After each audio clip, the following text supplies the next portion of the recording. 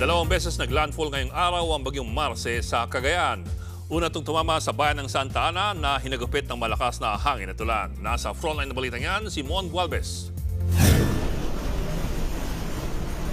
Parang mababali ang sanga ng hili-hilerang puno sa Santa Ana, Cagayan.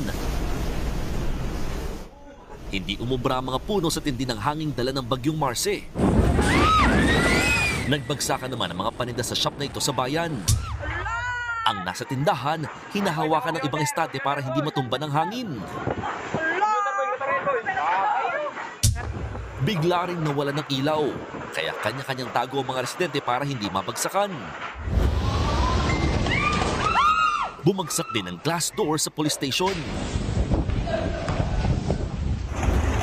Tinangay din ang hangin ng tindahan ito. May nilipad pang plywood.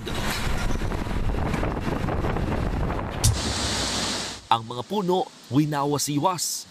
Kaninang hapon, naglandfall ng bagyong Marce sa Santa Ana, Cagayan. Dama ang malakas na hangin at ulan sa isang floating cottage sa Pamplona. Nagtukla pa naman mga bubong ng National High School sa bayan ng Bugay.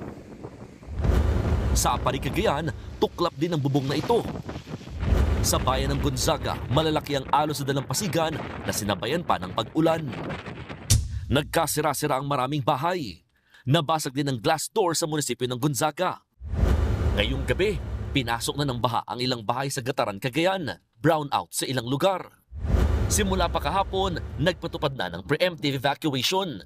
Higit 6,000 pamilya na ang inilikas sa probinsya. Sa Batanes, naglalakihan din ang mga alon sa dagat. Halos wala ring makita sa kalsadang ito dahil sa ulan at hangin. Nagkansela na ng flights ang Basco Airport at mga paliparas ng Tuguegarao, Isabela at Ilocos Region dahil sa sama ng panahon. Tuloy-tuloy naman ang paglikas sa mga residente sa Ilocos Norte. Paghahanda ito sakaling sa probinsya ang susunod na landfall ng bagyo. Nagbabalita mula sa frontline, Mon Gualvez, News 5. Mga kapatid, Ed Lingaw po, maging maalam at may pakialam sa mga napapanahong balita sa ating bansa.